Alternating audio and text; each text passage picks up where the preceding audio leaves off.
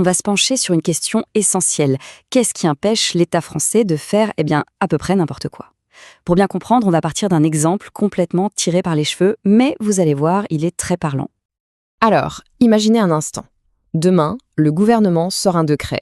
Le but, forcer tout le monde à faire la sieste. Tous les jours, entre 14h et 16h. Ça paraît fou, n'est-ce pas? Mais c'est justement ce côté absurde qui est parfait pour démarrer notre réflexion. Et pour que l'idée soit bien claire, regardez cet article. La police qui pourrait débarquer chez les gens pour vérifier s'ils sont bien en train de dormir.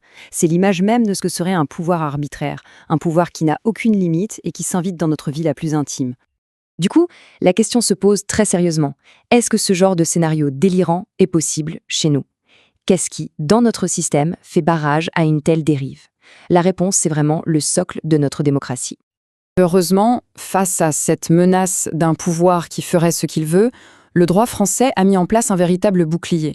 C'est un principe fondamental qui nous protège tous, le principe de l'égalité. L'idée est toute simple, mais elle change tout. Ça veut dire que l'État, aussi puissant soit-il, n'est pas au-dessus des lois. Il doit s'y plier, comme n'importe qui. Et c'est ça, un État de droit. Un État qui accepte de jouer selon les règles qu'il a lui-même fixées. Et ce principe a une portée immense. Le moment clé, c'est l'arrêt Dame Lamotte en 1950.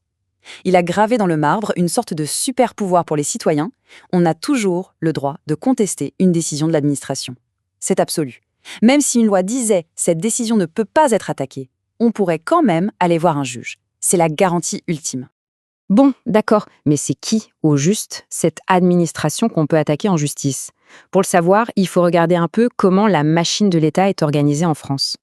L'image la plus parlante pour décrire l'État français, c'est celle du réseau de trains. Vous savez, cette grande étoile où tout part de Paris. Ça, c'est la centralisation. C'est bien pour que la loi soit la même partout, mais ça peut aussi créer une certaine lourdeur, une distance avec ce qui se passe vraiment sur le terrain.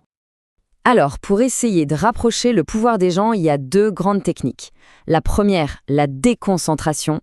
Napoléon l'avait résumé avec une formule géniale. C'est toujours le même marteau, mais avec un manche plus court. En gros, c'est l'État qui agit localement, via ses préfets par exemple.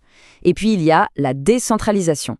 Et là, on va plus loin. On transfère vraiment du pouvoir à des élus locaux, les maires, les présidents de région, qui ont leur propre autonomie. Ok, donc on a les acteurs, maintenant passons aux règles du jeu. Parce que dans le droit, toutes les règles ne se valent pas. Elles sont organisées de manière très stricte, dans une hiérarchie que tout le monde, y compris l'État, doit respecter. Et cette structure, c'est la fameuse pyramide de Kelsen. L'idée est simple et hyper logique. Chaque brique de la pyramide doit respecter la brique qui est juste au-dessus d'elle. Un simple décret, tout en bas, ne peut pas contredire une loi. Et une loi, elle, ne peut pas contredire la Constitution, qui est tout au sommet. Tout en haut de cette pyramide, on ne trouve pas seulement la Constitution de 1958. Il y a ce qu'on appelle le bloc de constitutionnalité. C'est un peu l'ADN de la République. Dedans, il y a bien sûr la Déclaration des droits de l'homme de 1789, des grands principes sociaux. C'est notre socle de valeurs, ce qui n'est pas négociable. Juste en dessous de ce bloc, il y a un étage qui a connu une vraie révolution, le droit international. Pendant des décennies, le juge disait qu'une loi française pouvait faire écran pour l'empêcher de vérifier si un traité international était respecté. Mais en 1989, tout bascule avec l'arrêt Niccolo. Le Conseil d'État dit « c'est fini, les traités internationaux sont supérieurs aux lois ». Ce qui veut dire que, depuis, l'État doit absolument respecter les engagements qu'il a pris au niveau international. Bon, revenons à notre histoire de sieste obligatoire et faisons-y passer le crash test de la pyramide. Est-ce qu'il viole la Constitution et les droits de l'homme? Oui, clairement.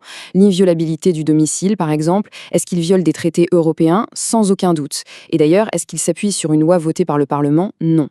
Le résultat est sans appel, ce décret est illégal à tous les étages. N'importe quel juge l'annulerait en moins de 2.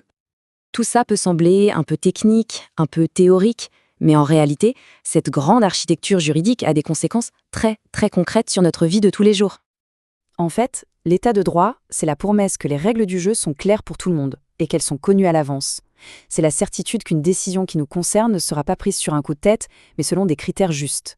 C'est ce qui nous protège de l'arbitraire et ce qui fait que l'État est à notre service, et pas l'inverse. Mais cette belle mécanique a aussi ses limites. Cette célèbre phrase de Jean Romieux pose une question cruciale.